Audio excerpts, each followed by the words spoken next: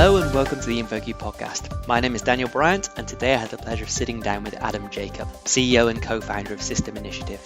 Now, Adam is no stranger to the domains of infrastructure, DevOps, and continuous delivery, having previously co-founded the Chef Infrastructure as Code project and related company. Recently, I've been following his calls on social media for a need and a step change in the way we manage infrastructure and deploy applications.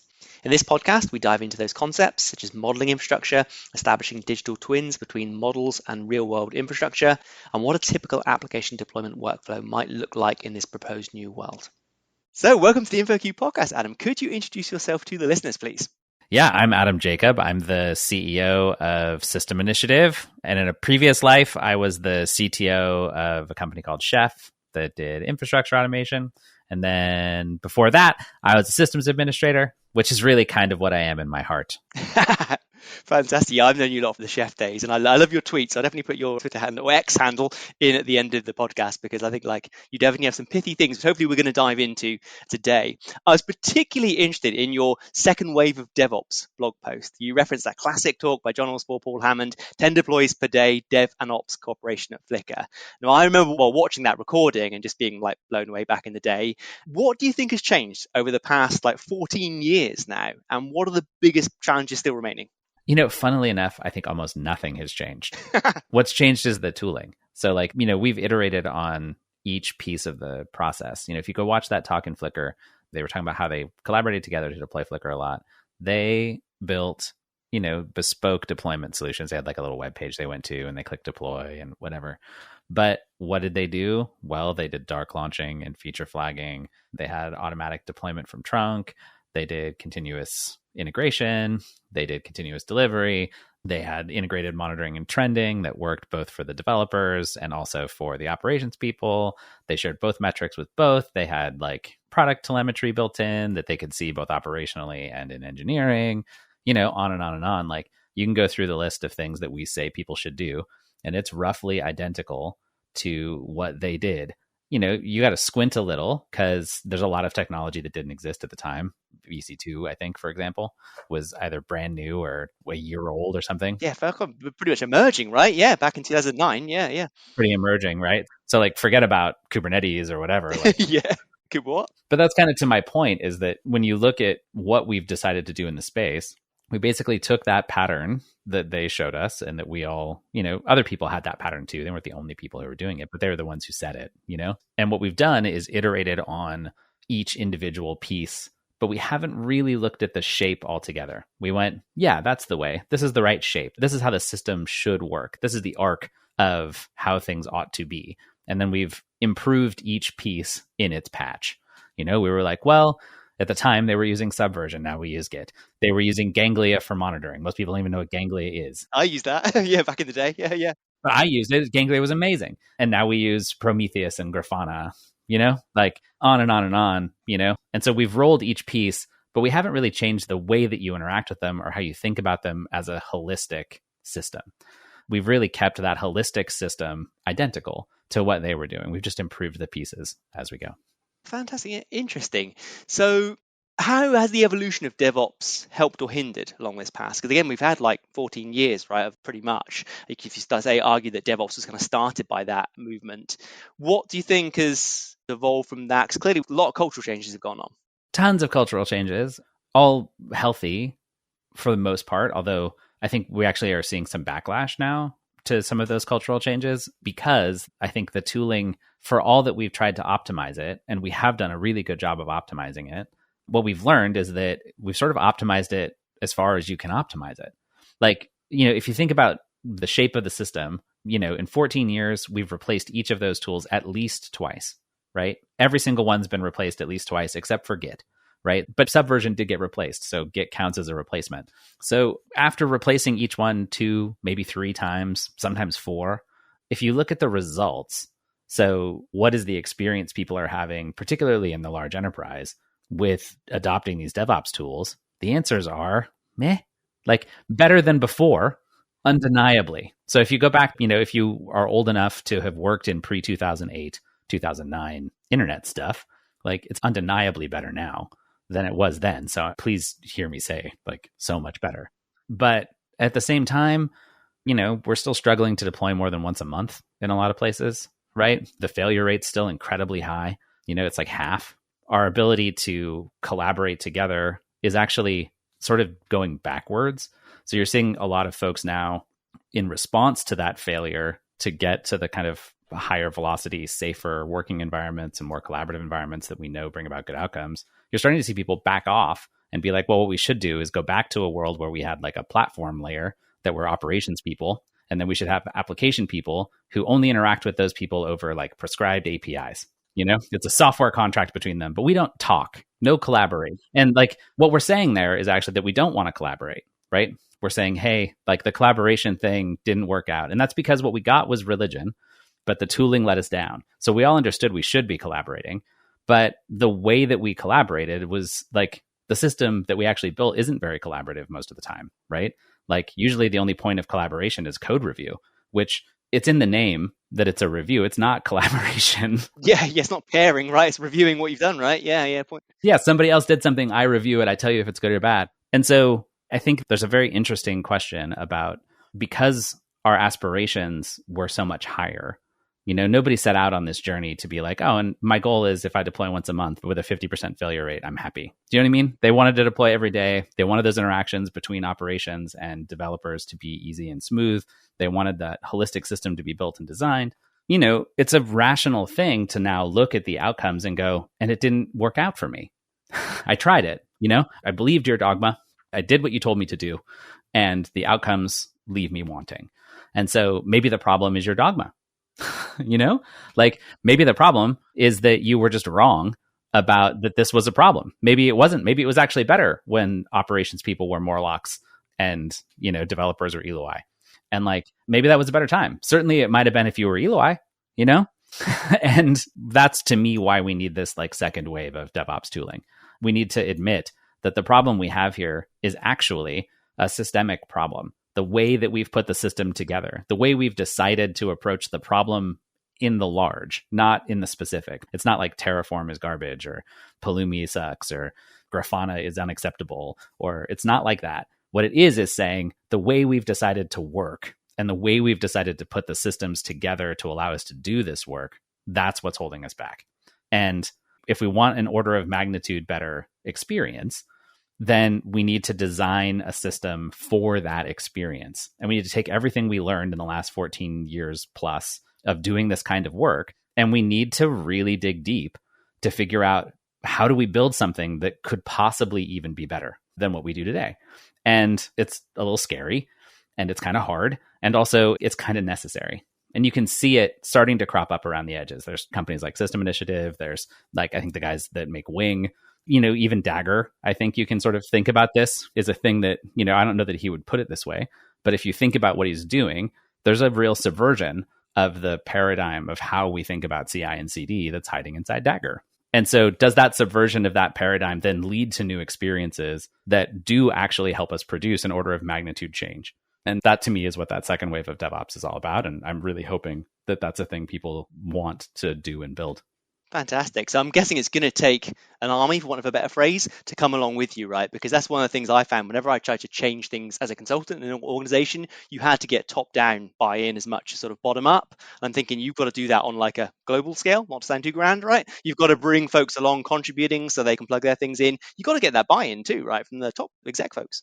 Yeah, 100%. And I think, look, it starts with the recognition that like we didn't get where we are alone either. It's not like I started DevOps or whatever. I didn't.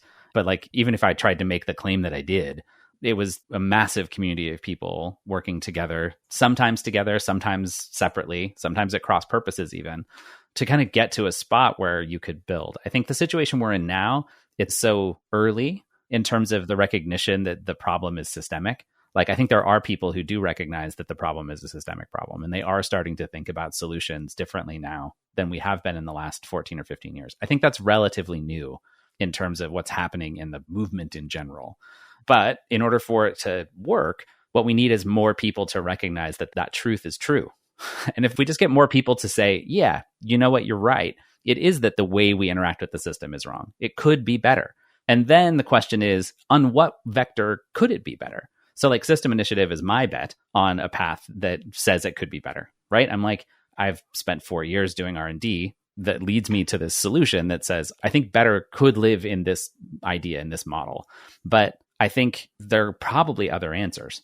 And what we need are more people investing in finding those answers. Like, we just need more people to be like, yes, we should change the way it works. We should change that paradigm because we want the outcomes that we always wanted. We weren't wrong to say that we wanted a smooth flow of work from development to production that was safe and collaborative and agile. Like, of course we were right that those are the things we wanted. And we shouldn't give up on them because we didn't have the foresight 14 years ago to realize that it wasn't quite going to be good enough to just automate what we already did. That actually we needed to change how we worked in a more fundamental way rather than just automating each piece of the puzzle as we worked 14 years ago. Yeah, well, that's very nicely put, because I can definitely relate to that as the tooling's changed and as I've glued the tooling together, it's become a bit different. But now I know you're trying to, as you mentioned, fundamentally shift. For the listeners, could you introduce the paradigms you're thinking of? What are the step changes? What are the big changes with something like System Initiative? So, I mean, the biggest one is that when you look at what we decided to do to sort of implement DevOps at a technical level, what we did was wrote code to try to automate the processes we already had. And we've just been doing that over and over and over again, which was great. Like, don't get me wrong. Like, I made my whole career doing that and I love doing it. I'm still doing it, right? But inside there is this interesting fundamental supposition that says, for a lot of the work that we do, is code actually the correct canonical representation of what we've decided to do? Because code brings with it a bunch of really incredible properties and some downsides. And one of those downsides is that it's pretty hard to like automatically generate code, then tweak the code, and then allow that to go back and forth between whatever the other representation is, which then causes an interesting problem with visualization, right? If I'm trying to think about how I can show you the information in terms of different jobs or different functions or different things, code requires me to execute the code in order to get there. I have to compile it to something. It has to become some kind of in-resident sort of mechanism. And so one of the biggest realizations we had as we started trying to think about how we could make things an order of magnitude better was that the number one thing holding us back was actually that the canonical representation of what we wanted was in code. And it wasn't because code is bad. It's not bad. Like, obviously it's not, but it makes it so we can't build new ways of collaborating because we can't interact with the data in a way that's different. There's only one way to interact with it. Do you know what I mean? Like, you can interact with it because it's words in an editor. And you want to change it? What do? You open an editor, change the words in the editor. Like, that's the loop. And like, there's nothing else you can do about that loop. And so sort of drawing some inspiration from some other domains, we started to think about, well, also, interestingly enough, a lot of what we need to collaborate on is the intersection between the model of an application and the infrastructure that runs it. And so we started thinking about things like digital twins and some of those ideas and saying, well, what if we built a simulator for the system that you wanted? And we made the simulator itself programmable. So instead of saying that you got all the power of code because the canonical representation was code, what if we said the canonical representation was a simulation? And what you did was program the simulator to behave the way you wanted it to behave. So if we wanted to see what AWS was like, we could model AWS.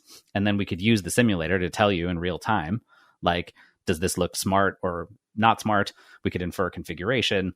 We could do all this stuff because the model is an active thing. And then we could get you back the power of code, of writing code, and all that ability to write complex stuff by just saying that what you do is write code to describe the model's behavior instead of write code to describe the thing itself. Does that make sense? I think it does. So arguably code is a model in itself, right? Because I always say that you are writing code sort of modeling the business problem. But I guess you're taking up a level of abstraction? Just a little bit, yeah. And saying that, like, by doing that, what it lets us do is now build interesting new ways to interact with the information. So we can build a visualization, for example, that lets you visualize your configuration. And then we can use the relationships between those components to then derive configuration. So a good example is, let's say you have a service that you've put in a container and you want to expose that service on a port. So it runs on a web server, it's port 80. And you're going to deploy that service to Amazon, and then you're going to put a fleet of them behind a load balancer. So if you imagine how you write all that in infrastructure as code, maybe you write it all out by hand, but certainly the syntax changes between like Docker and how Docker expresses a port number and how Amazon's load balancer expresses a port number is different. And that's different still from how it gets expressed in the egress rule that allows you to set up a security group to actually run the thing. And so with System Initiative, because what we're doing is programming under this underlying model, we can take the one-to-one syntax of Docker. So when you're looking at a Docker component, you're talking the language of Docker. You say, I want to expose a port, it's 80/TCP. Then you can say that Docker image has a relationship to, say, the configuration of your operating system. So in the case of like CoreOS or Fedora, it like is a butane config.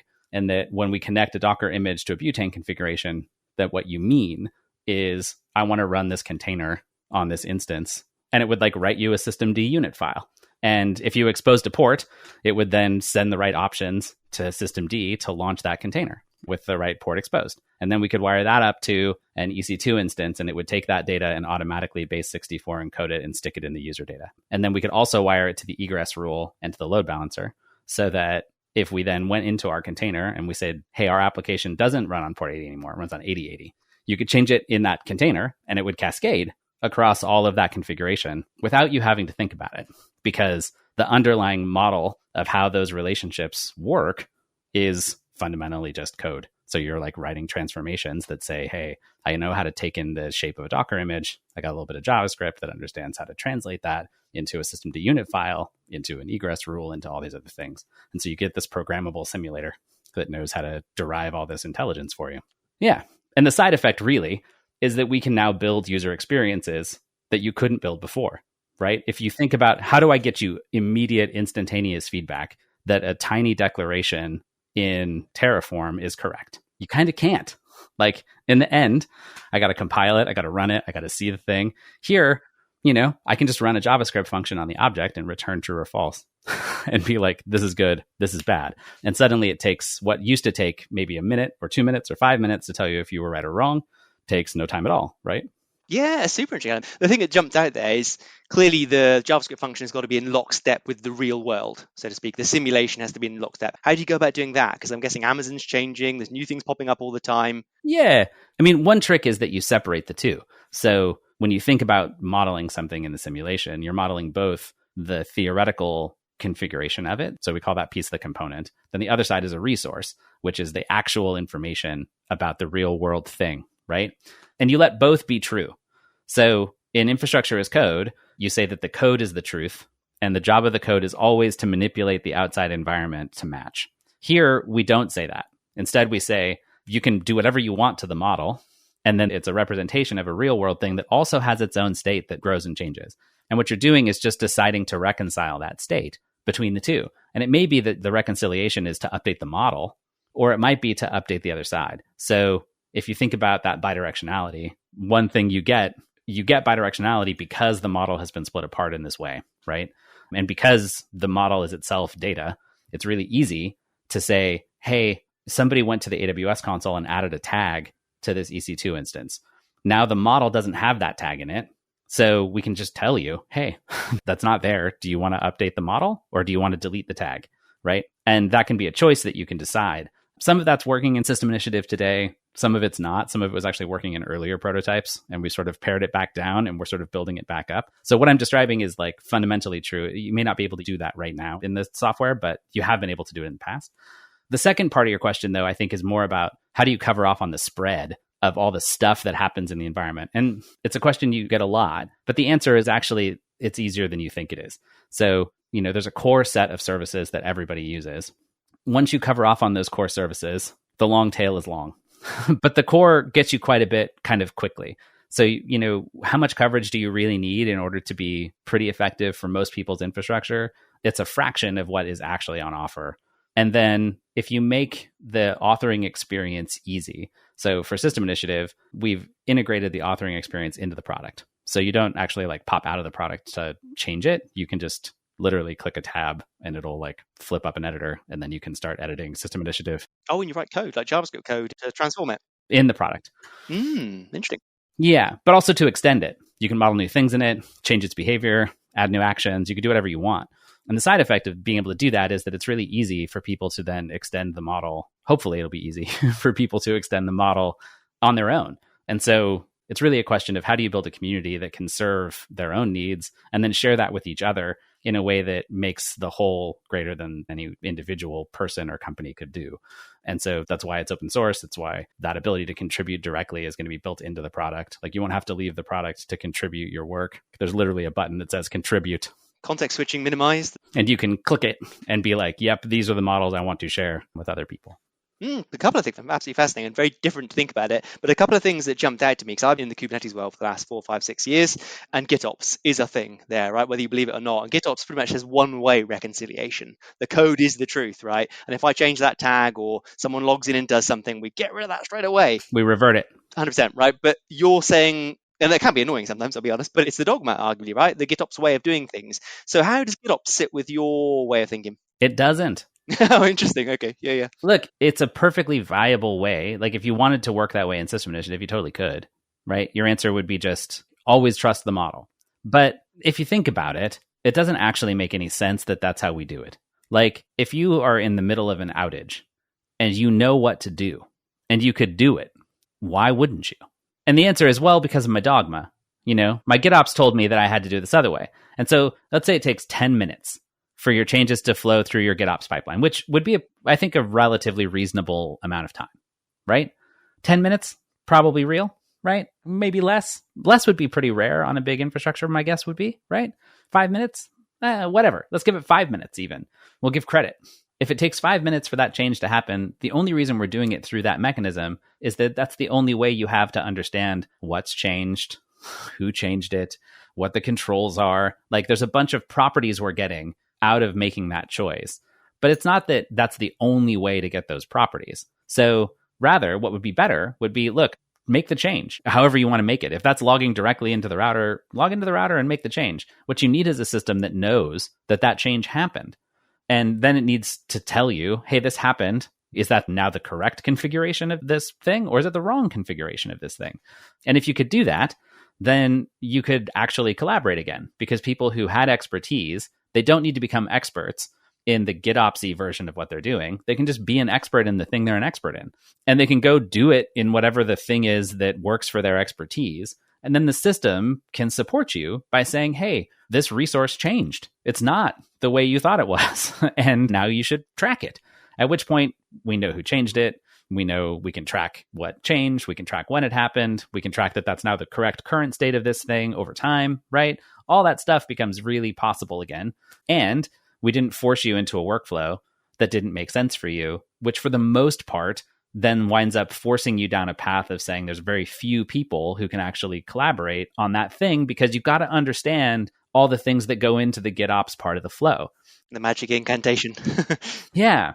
You got to know the whole magic loop. And so, like, when you think about GitOps in the context of Kubernetes, it makes a little more sense in that, you know, what you're doing is writing a declaration that you feed to a database. That is the Kubernetes way, isn't it? Yep. Then this database has another thing that listens to it, and the Kubernetes thing like cranks around and runs the control loops and blah, blah, blah, blah, blah. Because it's declarative and convergent in that way, it sort of makes sense that that's the way you flow through it. Even in Kubernetes, I'm not sure that that's actually the most efficient way to think about it. But definitely it's not the most efficient way to think about it when you get outside of a system that works like Kubernetes. So yeah, I think it's not that it's like, again, it's not that GitOps is like garbage or whatever. It's not. It's manifestly better than not doing GitOps or having no mechanism at all. But if you think about the user experience of GitOps, it's actually not that great. It's better than nothing. But you're like, okay, you know, here's my code review. How long does it take to know if I got it right or wrong? How do I react if I got it wrong? How do we loop around it? Like, it's a lot. And that's actually the thing that I think we need to figure out how to fix. One thing that caught my attention there as well is because we're not relying on that sort of one-way flow of truth. I'm guessing like onboarding or importing your stuff could be easier, because I always struggle with that with both Terraform and Pulumi. Like, it was lovely, great, but I've got a massive estate. How do I get that into this model of code typically, right? Yeah. And so the dream here, right, is put your finger right on it. So again, in earlier versions of System Initiative, this worked, and we've been tweaking the model to make it more powerful. And so as we've made it more powerful, we've actually sort of pulled back on some of those features that we had working earlier when the model was a little less powerful, and sort of adding them back in as we go. But yeah, discovery is pretty brilliant. Like, it's pretty great to be able to like give me some credentials, and then we'll run a function that knows how to look at the data about whatever the kind of thing is you've modeled. And then it writes out the model and then walks the relationships that it can understand and says, hey, is any of this data here? And if so, build me another model and relate it to me this way. And just sort of this cascading flow of models that then do that discovery for you. So, we're a ways from this, but our hope is that the user experience actually is sign up for System Initiative, add the credentials, run a discovery process. It finds the resources that already exist, builds the model for you backwards. It can't build a model that tells you semantically what they mean, right? It can't infer these resources belong to this application. You're going to have to do that yourself. Like, we'll have to provide some mechanism to sort of, especially the semantic ones at the low level ones we can infer, but the high level ones of like, this is an application or this is my production environment. Like, somebody has to tell you that stuff because they only exist in our heads, But yeah, and one of the things we think is cool about that is that if you were doing GitOps already and you had these systems in place, you don't have to stop doing them to get value out of something like System Initiative, right? Basically, if you wanted to keep doing them that way forever, you would just turn the reconciliation on one way. You'd just be like, just always reconcile the model to the reality. And still have the benefits of like all the other things that come along with what you do. We could still give you tons of visualization. You could still write policy checks that tell you whether or not a model or a resource is in the shape it needs to be in, or works the way you expect it to work, or matches your security or compliance policy. Like, there's a ton of things you can do with that information.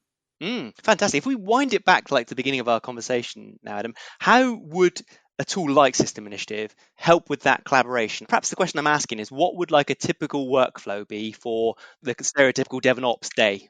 So the first thing is that the primary way of interacting is that it's an application that's running in the browser. So it has more in common with like Figma or Google Docs or Notion than it does like Terraform in your editor.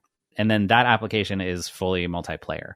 So if you and I are in the same workspace and we're working together in the same change set, like you can put something on the diagram or change an attribute, and that attribute will update automatically in my browser, like it happens in real time, right?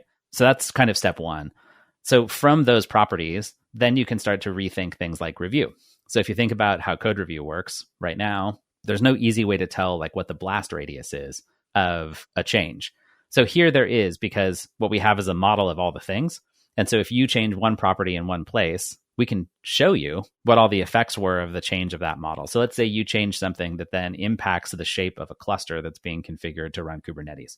And we decide that there's a corporate policy that says my Kubernetes team, my platform team, needs to approve any changes that impact the cluster configuration. So now that change set, before you could apply that change, would require the approval of somebody else to come and join you and be like, hey, what's that change you're making to the Kubernetes cluster again? And you're like, oh, here's what it is. Like, here was the blast radius of what it was. And you can do that interactively. So rather than doing it in review, like what they're coming into is the literal change.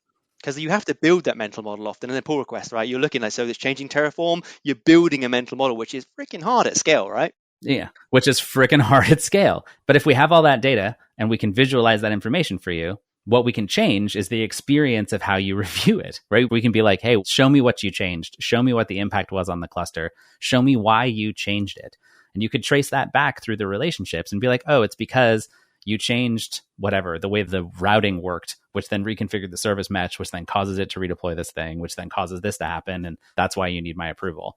And you could imagine lots of interesting new designs for like, okay, when you apply a change set in System Initiative, you're applying the configuration, but you're also applying the activities that'll be required to the actions you need to take to make it happen in the real world, or vice versa. So maybe that works like a submarine. Like if you watch the Hunt for Red October or whatever, and they want to launch nuclear missiles, you need like the two guys with keys and they like, to come turn them or whatever. Like, you could imagine all sorts of interesting interfaces you could build, because now it's data, right? It's all active information. And we can use that information to build all kinds of experiences that we couldn't build before, simply because the information was locked up in a representation that you couldn't understand. I do like the attraction of sort of not having to build a mental model is very powerful.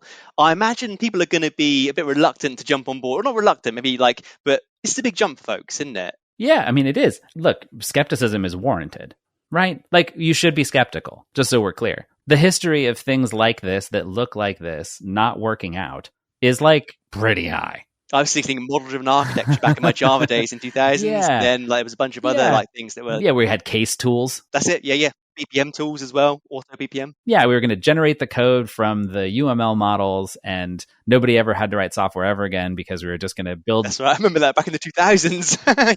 Yeah, we were going to build the right set of UML models, And like, look, I get it. I do. I really do get it. And what I think we've learned is that your knowledge of the domain really matters here. And I love this domain. We love this domain. This is where we built our careers. And you have to want it to be a power tool for power users. In a lot of these cases, what happens is people run to simplicity. They're like, well, the goal here is to make it simpler to use the system, or for people who aren't experts to be able to understand it. That's not our goal. Our goal is to make it so experts can express their expertise in as much complexity as they could possibly ever need to do it in a way that's better, that's faster, that's safer, that works better for them, that allows them to collaborate with other experts. But it is a power tool for power users by design. That's why it took us so long to build, right? If you're trying to just build a toy that's like, hey, I want to like a little visual diagram that allows me to like string together some configuration or whatever, a little node flow kind of thing, it's pretty easy to build a demo of that and be like, that's cool. But it's really just a drawing effectively. But when you think about like, okay, but how do I make sure that what that's doing has all the power and all the expressive potential of doing it in code? And that's the challenge for System Initiative. And it's why it's taken us so long to build. And it's why we've open sourced it when we have, because all of the fundamentals of that shape are there. So there's a lot that still needs to be built about what that experience is and how it grows over time. But that core experience of saying, okay, what if it was a huge reactive hypergraph where at each node on the graph is a function that can execute. It takes arbitrary inputs and outputs, and they're reactive to their environment in the same way that like React or Vue are reactive in the browser. And that paradigm then stretched across all of your infrastructure. And then we could start to build semantic abstractions on top of them. Like those are the technical underpinnings of what this thing is. So it's not like it's a little diagram tool that like does a funny party trick. It's a hard technology problem under the hood, the output of which we can then build incredible visualizations on top of, which is super cool. But all of that is to say, it has to work and it has to actually be able to solve those problems. And today it's on the journey of being able to do that. If you're a person who hears this podcast and the things we're saying, you're like, that's super interesting. I want to know how that works, and like play with it and maybe tweak it or change how it works in the future or collaborate. Like it's ready for you now. If what you want to do is replace Terraform with it, it's not. You know what I mean? Because it's just, there's more work to do to bring those fundamentals up into, there's performance optimization to be done. There's lots more models to be written. There's a ton of work to do, but the foundational elements that make this work are all there. Fantastic. I feel like got to ask, and I've been following your tweets on some of this conversation, with this sort of move away from some of the OSS models. I don't want to dive into too much of it because I know like it is a complicated situation, but I am thinking if folks are listening to this podcast going, yeah, I'd love to contribute, but hey, what's going to happen in the future? Everyone's got to make money, right? Yeah, am I going to get rug pulled? Yeah, pretty much. Yeah. Look, I'm a pretty open capitalist about it. I build venture-backed startups essentially for a living and like it. And like I like the whole thing of it, right? So like I've got plenty of capitalism inside of me. But I think the best way to build something like System Initiative is to do it in the open and to allow people to thrive in whatever way they're going to thrive from using the software. The question of, is it better to, close up or, how do you make money? The best way to make money selling something is to say, if you want it from me, you pay me money. If I have coffee and you want coffee and the choice is free coffee or pay me $5 for coffee, you pick free coffee. It's not rocket science. And so what you have to do is sell a product for money. You have to say like, nope, if you want coffee, I have coffee, you don't have coffee. If you would like this delicious coffee, $3. And you cannot like the price, at which point you don't have coffee, right? Or you find coffee another way, right? You go home and brew some coffee. You don't have to get it from Starbucks or whatever. You can just make coffee yourself. So our business model is really straightforward. We build a product that we sell for money, and it's called System Initiative. That product is built on open source software. Every line of it is open source software. It's all Apache licensed, always will be. We're not going to build proprietary software. What we will not do is build System Initiative for free. So if you want System Initiative from me, you pay me for it because there's value in the product we produce. There's value in the engineers. There's value in the supply chain that we put together. There's value in the services we run. There's value in the community. And then our job is to steward the growth of that software and that community for whoever it is that's going to get value out of it. Some number of those people are going to get value out of it through consuming System Initiative. Some people are going to get value out of it because they want to build a business on top of it. Maybe you want to use System Initiative as a console layer for your own cloud provider. Awesome. We want you to do that. Maybe you do that by having a BD deal with us that allows you to resell what we already do. But maybe you don't want to do that. Maybe you're like, I hate your terms. Like, those aren't good for me. Great. Then what you do is take that open source software and package it up and build a distribution of it. What you can't do is call it System Initiative, right? I'm wearing an Allman Brothers shirt. You have to call it Allman Brothers, which you probably shouldn't do because they'd probably sue you. But, you got to call it whatever. And you have to build your own brand and your own supply chain and your own product to serve your customers in the way that you want to serve them, which I want you to do. Because what I want is this transformative technology to go out in the world and transform the world. And if I want it to do that, I can't limit the upside. I can't say that the only upside is allowed to flow to me. And we fundamentally believe that if we do that, the pie will get bigger. And that pie will get bigger at a rate that's faster than my ability to get 100% of a smaller pie, right? And it just means that it's okay that other people are going to make money with it. And it's okay that other people are going to do what they need to do with it. I want them to do it because I want to see that change in the world, and because it's good for me, it's good for my business, it's good for everybody. And that alignment requires us to be good stewards. For that strategy to work, we have to actually take care of those people. We have to actually accept those pull requests. We have to actually work with that community. We have to actually help those people work together, because we want to continue to be the place where that goodness originates. And the only way to do that is to be expansive in what you want people to do. So that's how we do it. I love it. I think it's a great point to wrap up, Adam. If folks are liking what they're hearing, what's the best way to reach out to you, to get involved? How can folks help? Yeah, the best way to do it is to come to the website. You can sign up for an account and kick the tires. There's a pretty thriving Discord community. So that's the other thing to do, is come and hang out with us in Discord. You can find me on Twitter or X or whatever we have to call it now. I'm Adam HJK. You can also find me on Mastodon and Blue Sky and all the other things. Yeah, that's the right thing to do. Fantastic. I appreciate your time today, Adam. Thank you very much. Thank you.